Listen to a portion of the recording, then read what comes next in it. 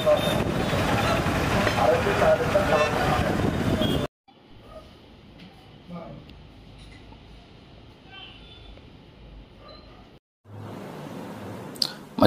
ప్రజలందరికీ నమస్కారం అండి. మనం మచిలీపట్నంలో పరిస్థితులు ఎలా నెలకొన్నాయంటే, ఎవరైనా కానీ ఇరు పార్టీలు మచిలీపట్నం ప్రజలకు రాష్ట్రం అంతా ఎలక్షన్లు రావడం, ఆ తర్వాత మనం ఓట్లు వేసిన తర్వాత అభివృద్ధి గురించి ఏమైనా పట్టించుకుంటున్నారా, ప్రజల గురించి ఏమైనా పట్టించుకుంటున్నారా అనుకుంటే చివరికి వీళ్ళు చేసేది ఏంట్రా అంటే ఒకరికొకరు కొట్టుకోవడం, తిట్టుకోవడం, కుల రాజకీయాలు చేయడం. ఎందుకంటే మనం చూస్తూ ఉన్నాం, మొన్నటి వరకేమో చీపురులతో కొట్టుకున్నారు కులరేంద్ర గారింటి దగ్గర, పేరు నాని గారింటి దగ్గర. అంతకుముందేమో కార్పొరేటర్లని జైలుకి పంపించే ప్రయత్నం, ఆ అంశం అయిపోయింది. ఇట్లా మచిలీపట్నంలో ఒకరికొకరు గొడవలు చేసుకోవడానికి సుమారుగా ఒక నెలలో ఒక 20 రోజులు. ఈ గొడవలు ఎందుకు చేస్తున్నారా అంటే అభివృద్ధి పక్కన పెట్టడానికి, మచిలీపట్నం ప్రజలకు ఎంటర్టైన్మెంట్ చేయడానికి ఈ రోజున గొడవల అల్లర్లు సృష్టిస్తూ ఉన్నారా అనేది నా అనుమానం. ఇప్పుడు వైఎస్ఆర్సీపీ పార్టీ రాష్ట్రం అంతా కూడా అన్నదాత పోరు అనేది పెట్టింది. ఎందుకు పెట్టింది? రైతులకి యూరియా అందట్లా. ఆ యూరియా పైన నేను కూడా స్పందించాను. తర్వాత మొన్నటి వరకు కూడా మనకి చైనాకి యుద్ధాలు, అంతకుముందు మనకి యుద్ధాలు జరగడం వల్ల, తర్వాత ఏంటంటే చైనాకి మనకి పడిపోవడం వల్ల కొంచెం యూరియా టైట్ అయినమాట అందరికీ వాస్తవం తెలుసు. ఇప్పుడు ప్రస్తుతానికి చైనాతో కూడా మనకి సత్సంబంధాలు ఉన్నాయి, మాట్లాడుకుంటున్నారు. యూరియా కూడా సరఫరా చేస్తామని చంద్రబాబు నాయుడు గారు కూడా చెప్పారు. ఈ అంశం అందరికీ తెలిస్తే వీళ్ళు మచిలీపట్నంలో అన్నదాత పోరుకి ఎవరైతే కనుక కొంతమంది నాయకులు, అంటే ఈరోజున మనం మాట్లాడుకోవాలి ఒకటి, ప్రతి పార్టీకి వాళ్ళ కార్పొరేటర్లు ఒక 50 మంది ఉంటారు, లేకపోతే ఇన్ఛార్జ్లు ఒక 50 మంది ఉంటారు, లేదా ప్రెసిడెంట్లు కానీ వాళ్ళు కానీ 34 మంది ఉంటారు. ఈ రోజున ఏ కార్యక్రమం పెట్టుకున్నా మ్యాక్సిమం ఏం చేస్తారంటే ఏ పార్టీలకి ఆ పార్టీలకి ఒక 50 మంది కార్పొరేటర్లు, వీళ్ళు 34 మంది, పైన కొంత చోట అమ్మట వాళ్ళు ఉంటారు. కాబట్టి వీళ్ళంతా కలిపి ఏ పార్టీకైనా ఒక 100 మంది సైన్యం ఉంది. ఈ 100 మంది సైన్యాన్ని అడ్డం పెట్టుకుని కొంతమంది ప్రజలు రావాలంటే ఏం చేస్తున్నారా అంటే వాళ్ళకి ఈ రోజున ప్రజలతో ఏం తప్పులేదు. ప్రజలు ఈ రోజున వాళ్ళు కూలికి వెళ్తే 500, ఆ అన్నదాత పోరు కార్యక్రమానికి 500 రూపాయలు లేకపోతే 1000 రూపాయలు ఇచ్చుకుని వాళ్ళని తెచ్చుకోవడం. మరి నేను కొన్ని చోట్ల విన్నా, అన్నదాత పోరుకు వచ్చిన వాళ్ళని మాకేదో ఒక క్వార్టర్ కూడా ఇస్తామన్నారు, బిర్యానీ పెడతామన్నారు, కనీసం భోజనాలు కూడా పెట్టలేదని చెప్పాను నిన్న. సరే, అవన్నీ కూడా పక్కన పెడితే అన్నదాత పోరుకు వచ్చిన వ్యక్తి ఎవరో తాళ్లపాలెం ఆర్ఎంపీ డాక్టర్ గారంట. ఆయన పక్కన ఎవరో తర్వాత ఎవరో మద్దుల సతీష్ ఎవరో అని చెప్పని అన్నారు. ఆయన ఏం మాట్లాడారా అంటే మాట్లాడే ముందు మనం ఒక అంశం పెట్టుకోవాలి. ఇది ప్రజానాడి టీవీ అంట. మచిలీపట్నం నియోజకవర్గంలో మ్యాక్సిమం మా విలేకరులు ఉన్నారు, దాదాపు 70 మంది ఉన్నారు. ఆ 70 మంది కూడా ఏ కవరేజ్ ఉన్నా వెళ్తారు. అందరికీ అంటే ఏ ఛానల్ వరకు ఆ ఛానల్లో, ప్రతి ఛానల్ శాటిలైట్ ఛానల్ నుంచి కింద యూట్యూబ్ ఛానల్ వరకు అందరు కవరేజ్కి వెళ్తారు. కానీ నాకు వచ్చిన అనుమానం ఏంటంటే మచిలీపట్నంకి అదే రోజు ఒక కొత్త ఛానల్ వచ్చింది. ఏంట్రా అంటే నేను ఎప్పుడు కూడా వినలా టీవీ పేరు కూడా, ప్రజానాడి. ఆ ప్రజానాడి టీవీ అతను యాంకర్ గారు వచ్చారు. వచ్చి కొంతమంది వైసీపీ వాళ్ళని అన్నదాత పోరు గురించి మాట్లాడకుండా, ఇది పాయింట్ కరెక్ట్గా గుర్తుపెట్టుకోవాలి, అన్నదాత పోరు యూరియా గురించి మాట్లాడకుండా వీళ్ళు డిప్యూటీ సీఎం పవన్ కళ్యాణ్ గారి పైన ఏదో అనుచిత వ్యాఖ్యలు చేశారు. ఒకసారి విందాం. న్యాయం చేశాను, 5 ఎకరాలు పొలం ఇప్పించాను. ఆ యదవని ఒకసారి తెలుసుకోమనండి. కోణిదెల పవన్ కళ్యాణ్ గాడిని కోపమేంటి సార్? అవును సార్, అది జరిగింది ఎప్పుడు సార్? నాకు అర్థం కాదు. టీడీపీ గవర్నమెంట్లో ఆ ఇన్సిడెంట్ జరిగింది.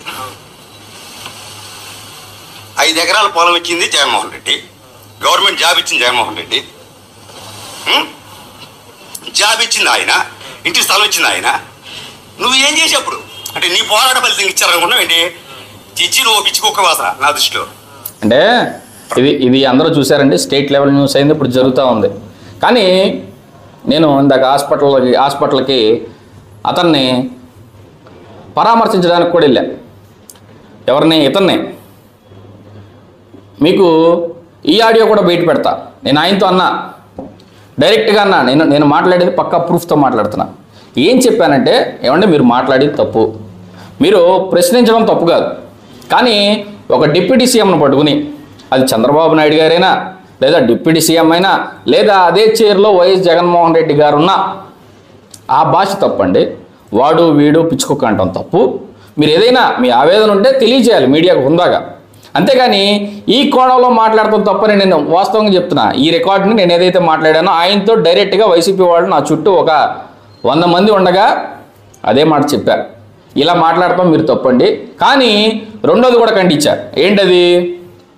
ఈయన ఇలా మాట్లాడిన తర్వాత జనసేన పార్టీ వాళ్ళు కొంతమంది తాళ్లపాలెం ఆయన ఊరెళ్ళి అక్కడ దాడి చేసి ఈ విధంగా క్షమాపణ చెప్పించారంట. మళ్ళీ చెప్పు ఇంకోసారి గట్టిగా. నేను మాట్లాడిన తప్పు మళ్ళీ మాట్లాడను సార్. ఎవరు మాట్లాడించమన్నారు? ఏమండి, ఇది కూడా రాష్ట్రం అంతా సాక్షి ఛానల్లో, ప్రముఖ TV9 ఛానల్లో, అన్ని ఛానల్లో కూడా వచ్చింది. ఈ అంశం చూస్తే ఏంటి, అక్కడికి వెళ్ళడం, తర్వాత మద్దుల సతీష్ అని చెప్పని ఉన్నాడంట ఒక అతను. ఇప్పుడు నేను కూడా కుల రాజకీయాలు చేయొచ్చు. ఇప్పుడు ఇతను వచ్చి రజక సామాజిక వర్గానికి సంబంధించిన ఈయన గిరిధర్ గారు డాక్టర్ గారు అంట, RMP డాక్టర్ గారు. తర్వాత మద్దుల సతీష్ అనే అతను SC కులం అంట. కానీ ఈ రోజున కులం గురించి మాట్లాడే ముందు ప్రతి ఒక్కటి గుర్తుపెట్టుకోవాలా. నేను మాట్లాడే ప్రతి అంశం మీరు గుర్తించాలి. కులం గురించి మాట్లాడే ముందు ఆయన మాట్లాడింది తప్పే. మీరేం చేయాలి? జనసేన పార్టీ ఏం చేయాలి? మీకు మీ ప్రభుత్వం ఉంది. మీ ప్రభుత్వం లేకుండా లేదు కదా. మీ ప్రభుత్వం ఉంది. స్టేషన్కి వెళ్ళండి, SP గారికి కంప్లైంట్ పెట్టండి, పోలీస్ స్టేషన్కి తీసుకురండి, కేసు కట్టించండి, కోర్టు చుట్టూ తిప్పండి. ఈ విధమైన ధోరణిలో వెళ్తారా, లేదా ఇంటికి వెళ్ళి చావబాదుతారా? ఆ విధంగా కొట్టడం ఏంటి? ఆ తర్వాత షాపులను కూడా ధ్వంసం చేశారు. ఆ మద్దుల సతీష్ అని అతన్ని ఆ షాపు కూడా ధ్వంసం చేసి ఈ రోజున అక్కడ ఒక 50 మంది వెళ్ళి రచ్చరచ్చ చేశారంట. ఈ రోజున నేను ఒకటే చెప్తున్నా, అంతకుముందు పేర్ని కృష్ణమూర్తి కిట్టు అతను ఏదైతే కనుక సోషల్ మీడియాల్లో, ఫేస్బుక్లో అక్కడ ఇక్కడ ఇతన్ని ఎవరినైనా ప్రశ్నిస్తే ఏ విధంగా అయితే గనక వెళ్ళి ఇతను మనుషులను పంపించి కొట్టేవాడు, మీరు కూడా ఈ విధంగా ధోరణి వెళ్తే పవన్ కళ్యాణ్ గారి సూక్తులు కానీ ఆయన వ్యాఖ్యలు కానీ మీరు ఏం పాటించినట్టు? ఈరోజు పవన్ కళ్యాణ్ గారు అంటే నాకు అభిమానమే, నేను ఆయన గురించి ప్రశ్నిస్తా. కానీ అభిమానం ఉన్న పవన్ కళ్యాణ్ గారు అని బోధించి సమస్యలపైన మాట్లాడతారు. మాట్లాడిన తర్వాత నేను ఏంట్రా ఈ చిలకలపూడి పోలీస్ స్టేషన్ ఏంటి, నా మచిలీపట్నం ఏంటి, ఈ విధంగా గొడవలు ఏంటి, అల్లర్లు ఏంటి అని చెప్పని చిలకలపూడి పోలీస్ స్టేషన్ వైపుకి వెళ్తే అక్కడ దాదాపుగా పేరు నాని గారి సైన్యం, ఇదే నేను చెప్పాను కదా ఇందాక, కార్పొరేటర్ అభ్యర్థులు, ఇన్ఛార్జీలు, కొంతమంది నాయకులు అక్కడ ఉన్నారు, ఒక 50 మంది 60 మంది. ఏంటి అసలు ఈ అల్లర్లు ఏంటి, మచిలీపట్నం ఏంటి, గొడవలు ఏంటి, అన్నదాత పోరు ఏంటి, అసలు ఇతను డిప్యూటీ సీఎం గురించి మాట్లాడటం ఏంటి అని నేను అనుకుని, తర్వాత పేరు నాని గారు ఏదో శుద్ధపూసం మాటలు ఆయన కూడా ఏదో మాట్లాడుతున్నాడు. ఏం మాట్లాడుతున్నాడు అంటే ఒకసారి అది కూడా విందాం. రజక కుటుంబం మీద ఒక RMP ఇచ్చాం. అతను ఒళ్ళంతా గాయాలే.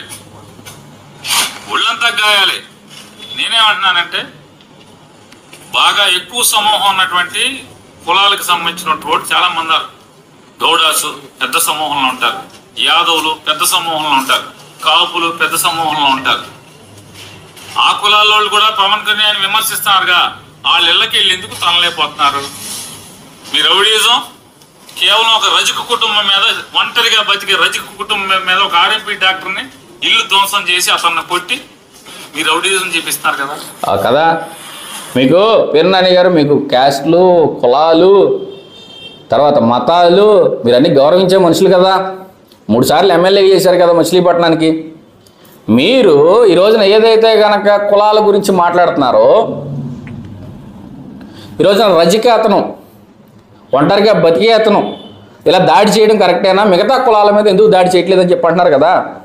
ఈ రోజున పవన్ కళ్యాణ్ గారి గురించి ఏదన్నా కానీ కౌంటర్ ఇవ్వాలంటే మచిలీపట్నంలో ఉన్న ఏకైక వ్యక్తి స్టేట్ మొత్తం మీద ఒక పేరు నాని గారే. మరి ఒక కాపు కులానికి సంబంధించిన వ్యక్తిని ఒక్కో కాపు కులం అతను మిమ్మల్ని ఎందుకు కూర్చోబెట్టి మాట్లాడేస్తున్నారు వైఎస్ జగన్మోహన్ రెడ్డి గారు? వేరే వాళ్ళు లేరా? బొత్స సత్యనారాయణ గారు లేరా? లేకపోతే అక్కడ అంబటి రాంబాబు గారు లేరా? లేకపోతే వేరే కులస్తులు లేరా? మీరే ఎందుకు మాట్లాడాలి?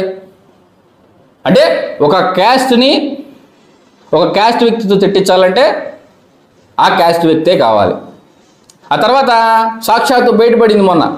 అట్లాగే ముందు పాపం ఏవి తిని ఆ ఉప్పాల గారి కుటుంబం గుడివాడ వెళ్తే ఆ గుడివాడలో కూడా అనుకోకుండా వాళ్ళు కూడా టీడీపీ అదే వైసీపీ వాళ్ళు అని చెప్పని వాళ్ళు కూడా ఏదో దాడి చేస్తే అక్కడ కూడా మీరు ఇంట్లో కూర్చొని ఏం మాట్లాడారు? అట్లాగే మీడియా వాళ్ళు విజువల్స్ తీసుకుంటున్నారు అనుకున్నారు మీరు. ఇదంతా లోకేష్ చేయించాడని చెప్పండి, బీసీ తక్కువ కులం బట్టి ఆరిగా మీద చేయించాడు చెప్పారు కదా, రాష్ట్రం అంతా చూశారు కదా. మళ్ళీ ఇక్కడ కుల ప్రస్తావన అంటే ఈ రోజున మీరు చెప్పేది ఏంటి?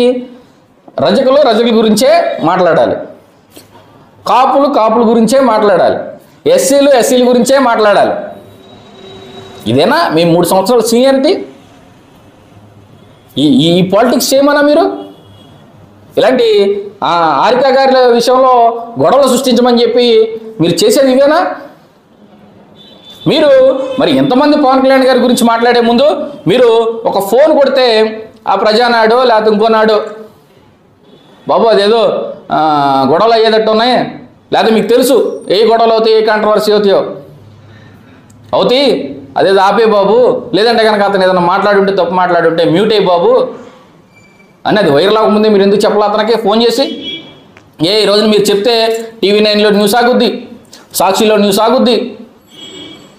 ఈ మాట ఎందుకు చెప్తున్నానంటే నేను వదిన గారు మీ శ్రీమతి గారు ఆడెవడో సీమరాజా గారిగా మాట్లాడాడని చెప్పని ఎస్పీ గారికి కంప్లైంట్ పెడితే TV9 వీళ్ళంతా వచ్చి కవర్ చేసుకుంటే నాకు ఆ రోజున తెలిసిన సమాచారం ఏంటంటే పైన లేదు బాబీ అంటే నాతో కొంతమంది అలా మాట్లాడతారు విజయవాడ హెడ్ ఆఫీస్ నుంచి, నన్ను లేదు బాబీ ఆపమని చెప్పారు, ఎందుకంటే పేరు నాని గారు కులరాజేంద్ర గారు వీళ్ళు రాజకీయాలు చేస్తుండగా నువ్వు ఉంటే కనుక ఇబ్బంది ఏమి ఉండదు, కానీ పేరుని కిట్టు ఉండగా నీదేదన్నా కానీ శాటిలైట్ ఛానల్ కవర్ చేసి దాంట్లో వార్త వస్తే నువ్వు పెద్దోడు అయిపోతావు, నువ్వు జగన్మోహన్ రెడ్డి గారికో చంద్రబాబు గారికో తెలుస్తావు అన్న ఉద్దేశంతో నీది ఆపిచ్చారని చెప్పని ఒక వ్యక్తి నాకు ఫోన్ చేసి చెప్పాడు. అంటే ఈరోజున కొడుకు కోసం దౌగులుబాజీ రాజకీయాలు, కులాల మధ్యన చిచ్చులు, ఆ తర్వాత అక్కడేదో బీజేపీ వాళ్ళు ప్రోగ్రాం చేసుకుంటుంటే తర్వాత ముస్లిమ్స్ ఏదో మిలాదునబీ జరుగుతుంటే అక్కడ కూడా అంతే మళ్ళీ వీడియో తీసి పోస్ట్ చేయడం పేరుని ఫాలోవర్స్ పేజీలో. ఆ ఫాలోవర్స్ పేజీల్లో ఈరోజున కామెంట్లు చూసుకుంటున్నారంటే కామెంట్లన్నీ యాంటీగా వస్తున్నాయని చెప్పని మీ వాళ్ళు కామెంట్లు పెట్టేలాగానే దాన్ని లాక్ చేసుకోవడం, మాకు పెడతాక లేకపోవడం. ఎందుకంటే మీ పేజీలోనే డైరెక్ట్గా వచ్చి మీ అభిమానులు తప్ప బయట వాళ్ళంతా కూడా వైఎస్ఆర్సీపీ వాళ్ళు కాకుండా బయట వాళ్ళందరూ మీకు యాంటీగా పెడుతున్నారని చెప్పని కామెంట్ సెక్షన్లో ఆఫ్ చేసుకోవడం. దేనికి పేరు నాని గారు ఈ రోజున ఈ రాజకీయాలు దీనికి అవసరమా? ఈ రోజున మచిలీపట్నంలో నేను ఒకటే చెప్తున్నా, నేను ఎమ్మెల్యే అభ్యర్థిగా పోటీ చేశా, మీకు దమ్ము ధైర్యం కనుక ఉంటే ఈ రోజున నాకు పడిన ఓట్లన్నీ కూడా స్వచ్ఛందంగా పడిన ఓట్లు. అంటే ఈరోజు నన్ను అంతమంది నమ్మారంటే, ఎంప్లాయీస్ నమ్మారంటే అంటే నన్ను నమ్ముతున్నారు మచిలీపట్నంలో.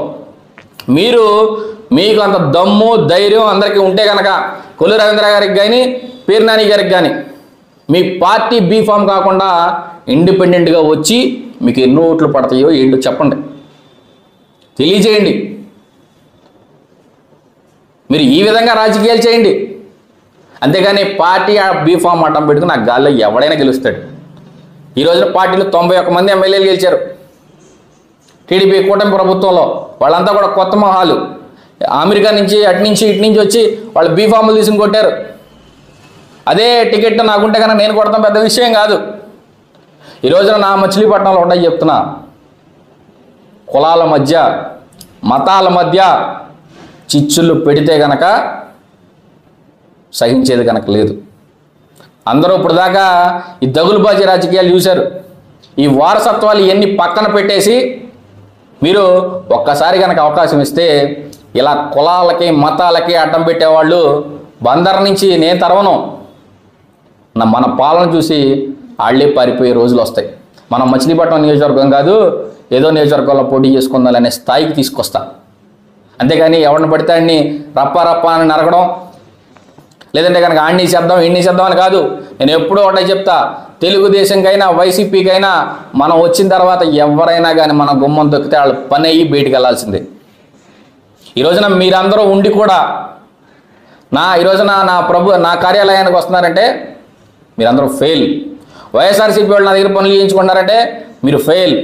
కూటమి ప్రభుత్వం ఉన్న వాళ్ళు నా దగ్గర పనులు చేయించుకున్నారంటే మీరు ఫెయిల్. దాన్ని బట్టి ప్రజలు మిమ్మల్ని త్వరలోనే తిరగబడే రోజులు వస్తాయి. ఆ నేపాల్లో ఏ విధంగా అయితే కనుక తిరుగుబాటు మొదలైందో మచిలీపట్నంలో వారసత్వాలపైన ఇదే తిరుగుబాటు జరుగుతుంది. ఇది శాసనం. Thank you.